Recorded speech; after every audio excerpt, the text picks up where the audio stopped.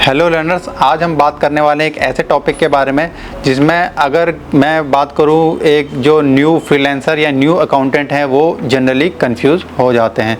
तो आज हम बात करने वाले हैं प्रीपेड एक्सपेंस के बारे में और किस तरीके से हम एडवांस एक्सपेंसेस को पोस्ट करते हैं।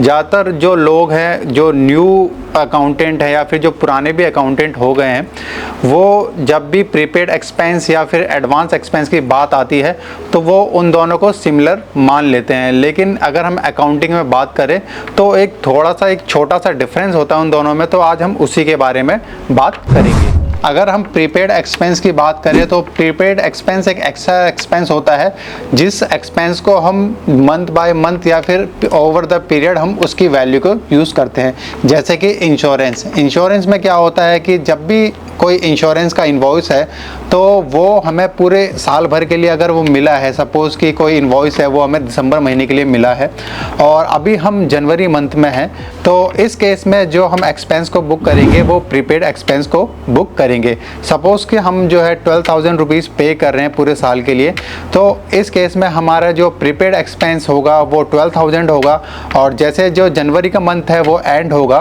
तो हमने जो प्रीपेड एक्सपेंस में जो एसेट क्रिएट की है उसको हम माइनस कर लेंगे और जो हमारा एक्सपेंस है उसको बुक कर लेंगे। तो इसी तरीके से हम हर महीने जो एक्सपेंसेस है उसको हम बुक करते रहेंगे और जो हमारी जो प्रीपेड एक्सपेंस है उसकी वैल्यू कम होती रहेगी। जनरली अगर प्रीपेड एक्सपेंस की बात करें तो अगर आपने कोई सब्सक्रिप्शन लिया है जो कि पूरे 12 महीने के लिए है या फिर ओवर द पीरियड आप यूज़ करने वाले हैं, वो एक प्रीपेड एक्सपेंस है।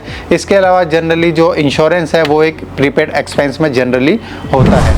अब हम बात करते हैं एडवांस एक्सपेंस की। एडवांस एक्सपेंस के केस में जनरली ऐसा होता है कि कोई भी एक ऐसा एक्सपेंस जो फ्यूचर में जिसका कोई डिसाइड नहीं है कि क्या वैल्यू हो सकती है, तो इस केस में हम जो हमारा वेंडर है उसको कुछ एडवांस पे कर देते हैं। तो ये जो एडवांस पेमेंट है ये हो सकता है कि जिस तरीके से ओवर द पीरियड जो आप वैल्यू यूज़ कर रहे हैं वैसे यूज़ ना हो।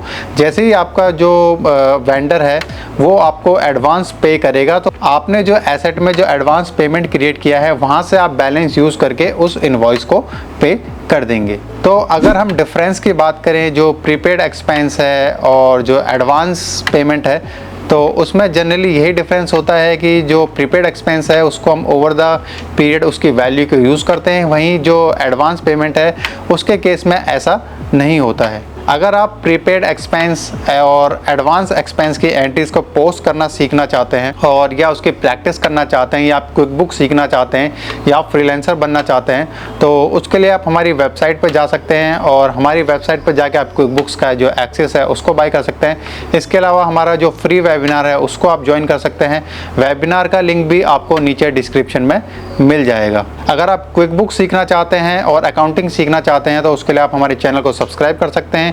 अगर आपका कोई क्वेश्चन है तो आप नीचे कमेंट बॉक्स में मेंशन कर सकते हैं।